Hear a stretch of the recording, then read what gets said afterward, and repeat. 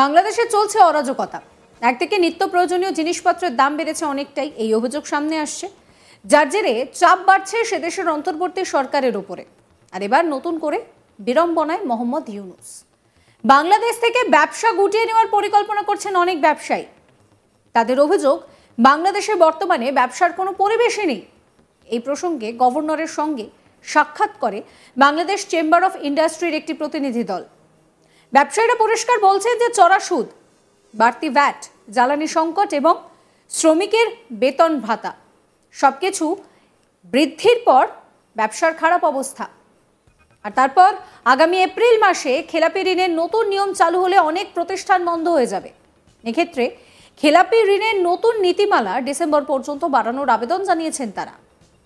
আপনাদেরকে শোনাবো এই বিষয়ে কি বলছেন বাংলাদেশ চেম্বার অফ ইন্ডাস্ট্রির সভাপতি আনোয়ার উল আলম চৌধুরী পারভেজ। তুমি বলেছি যে ভাই আমাদেরকে একটা এক্সিট পলিসি এটা আপনি আমাদেরকে করে দেন, কারণ এই জেলে যাওয়া থেকে বরং একটা এক্সিট পলিসি করলে অন্তত মান সম্মান নিয়ে যারা ব্যবসা করতে পারছে সেটা তারা আমরা ফেরত দিতে পারি। তো উনি বলেছি। উল্লেখ্য, এর আগে বাংলাদেশের একাধিক ব্যক্তিত্ব ব্যবসা সংক্রান্ত বিষয়ে ভারতকে কটাক্ষ করেছেন। বাংলাদেশ থেকে সারা বছর ধরে বহু মানুষ চিকিৎসা করাতে পশ্চিমবঙ্গে আসেন।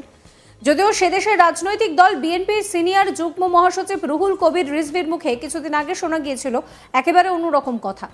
তিনি মনে করিয়ে দিয়েছিলেন যে বাংলাদেশিরা যদি ভারতে চিকিৎসা করাতে না আসে তাহলে নাকি ভারতের হাসপাতালগুলো বন্ধ হয়ে যাবে। সেখানকার মানুষ যদি এখানে শপিং করতে না আসে তাহলে এখানকার বাজার নাকি বন্ধ হয়ে যাবে। তিনি বলেছিলেন, আমরা যদি ভারতে চিকিৎসা করাতে না যাই ওদের হাসপাতাল বন্ধ হয়ে যাবে, আমরা যদি কেনাকাটা না করি ওদের নিউ মার্কেট বন্ধ হয়ে যাবে, ওদের দোকানপাট আশেপাশের ব্যবসা বাণিজ্য চলবে না। হাসিনার জন্য যারা মায়া কান্না কাঁদে তারা বাংলাদেশের বন্ধু হতে পারে না। আমরা প্রত্যেকে ভারতের পণ্য বর্জন করব। আমার মা বোনেরা টাঙ্গাইলের শাড়ি পরবে, খাদির শাড়ি পরবে। ভারতের কোনো শাড়ি আমরা কিনবো না। যারা অবিরামভাবে আমাদের বিরুদ্ধে মিথ্যাচার করছে, আমাদের দেশ দখল করতে চায়, তারা কখনো বাংলাদেশের বন্ধু হতে পারে না। ওরা যদি ভিসা বন্ধ করতে চায় তাহলে ওদের ক্ষতি। ভারত থেকে ইয়াবা বাংলাদেশে ঢুকবে না, কি বলেছিলেন রুহুল কবির রিজভি, শুনুন। আরে আমরা যদি ভারতে চিকিৎসা করতে না যাই ওদের হাসপাতাল বন্ধ হয়ে যাবে। আমরা যদি ওখানে কেনাকাটা করতে না যাই ওদের নিউ মার্কেট বন্ধ হবে, ওদের সুপার মার্কেট বন্ধ হবে, ওদের দোকান পাট কলকাতা এবং আশেপাশে ব্যবসা বাণিজ্য চলবে না।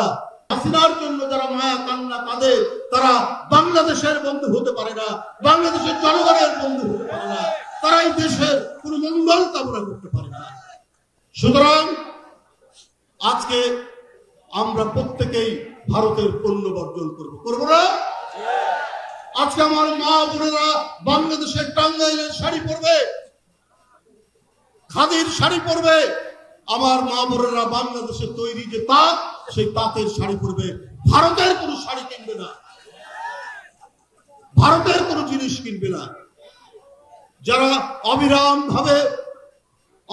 ভাবে যারা আমাদের বিরুদ্ধে মিথ্যাচার করছে, আমাদের দেশ দখল করতে চায়, চট্টগ্রামকে ছিনিয়ে নিতে চায়, তারা কখনো বাংলাদেশের বন্ধু হতে পারে না। আর ওরা যদি এই পরিস্থিতি যদি রক্ষা করতে চায়, ওরা এই পরিস্থিতি চায়, তাহলে ওদের ক্ষতি হবে, আমাদের ক্ষতি হবে না। ওরা যদি ভিসা বন্ধ করে দিতে চায় ওদের ক্ষতি হবে, কারণ আমাদের বিলিয়ন ডলার আর পাচার হবে না। ভারত থেকে ফেন্সিডিল আর ইয়াবা বাংলাদেশে ঢুকবে না। এদিকে রবিবার ফের একবার বাংলাদেশকে নিশানা করেছেন রাজ্যের বিরোধী দলনেতা শুভেন্দু অধিকারী। তিনি বলেন যে ভারত দায়িত্বশীল দেশ, দুর্বল দেশকে আক্রমণ করে না। আমাদের বিএসএফ সেনা পাঠানোর দরকার হবে না। আমরা এখন ড্রোনে অনেক বেশি উন্নত, সেটা ওরা জানে না। ভারত যদি ধৈর্যের বাঁধ ভেঙে ফেলে তাহলে গোটা 5-7টা ড্রোন পাঠিয়ে দিলেই ওদের কাজ শেষ হয়ে যাবে। এরপর শুভেন্দু বলেন যে এখানে ফোর্ট উইলিয়াম থেকে টিপে ওখানে ধপাধপ চলে যাবে। কি বলেছিলেন শুভেন্দু অধিকারী, শুনুন। লিকার পাখা গজায় মুজিবার করে। বাংলাদেশে এই নাবালক অর্বাচীনগুলো, ভারত এখন পৃথিবীর তৃতীয় সামরিক শক্তিশালী দেশ। ভারত অত্যন্ত দায়িত্বশীল দেশ, দুর্বল দেশকে আক্রমণ করে না। এরা জানে না যে আমাদের সেনা বিএসএফ পাঠানোর দরকার হবে না। আমরা এখন ড্রোনে এত যে এত বেশি উন্নত এরা জানেই না যে ভারতবর্ষ ধৈর্যের বাঁধ ভাঙে, গোটা 5-7 ড্রোন পাঠিয়ে দিলেই ওদের কাজ শেষ হয়ে যাবে। ওসামা বিন লাদেনের থেকেও খারাপ অবস্থা হবে ইউনুসের। আমি বলছি এরা জানে না আমাদের ওই বালুরঘাট সীমান্তে কটা ট্যাঙ্ক নিয়ে এসে খড়গাদা দিয়ে সাজিয়েছে। আমাদের ট্যাঙ্ক লাগে না, এখন ট্যাঙ্ক দিয়ে যুদ্ধ হয় না। ওরা 60-70 সালে আছে, এখন ট্যাঙ্কে যুদ্ধ হয় না, বন্দুকে যুদ্ধ হয় না, ম্যান পাওয়ার লাগে না। 5টা ড্রোন শুধু পাঠাবে ভারত। এরা এখনো ভারতের তাকত সম্পর্কে জানে না। ওখানকার এই মূর্খগুলো, অশিক্ষিতগুলো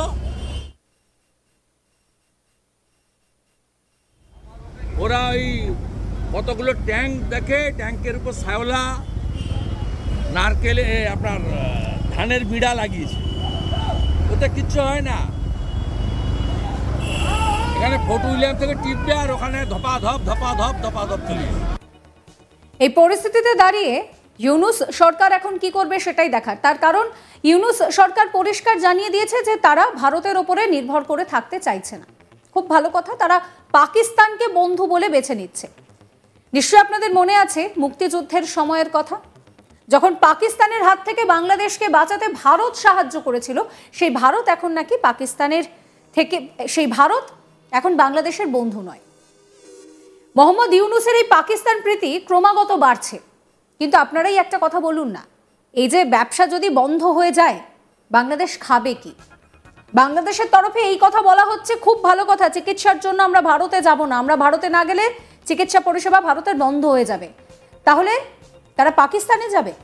পাকিস্তান যে দেশ নিজেদের লোককেই ঠিক করে যত্ন করতে পারছে না, চাল ডাল তেল নুন দিতে পারছে না, সেখানে চিকিৎসা করাতে যাবে বাংলাদেশের মানুষজন, সেখান থেকে জিনিসপত্র আসবে।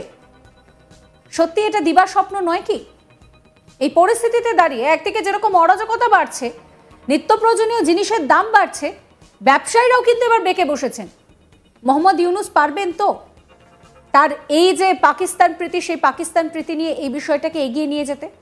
তার কারণ যদি একটা দেশের ব্যবসা বন্ধ হয়ে যায় তাহলে তার অর্থনীতির কি হবে? এমনিতেই চড়া সুদ, তার উপর যদি ব্যবসায়ীরা তারা ব্যবসায়িক প্রতিষ্ঠান বন্ধ করে দেন তাহলে কি হবে ভাবতে পারছেন? ভারতের ওপরে নির্ভরশীলতা কমালে এই যে চাল, এই যে ডাল এগুলো আসছে, সেগুলো কোথা থেকে আসবে? বাংলাদেশের মানুষ তারা খাবেন কি, উঠছে প্রশ্ন। সাবস্ক্রাইব করবেন আজ তাক বাংলার ইউটিউব চ্যানেলকে, ফলো করবেন হোয়াটসঅ্যাপ চ্যানেলও, নজর থাকুক আপনাদের লাইভ স্ট্রিমিংয়েও।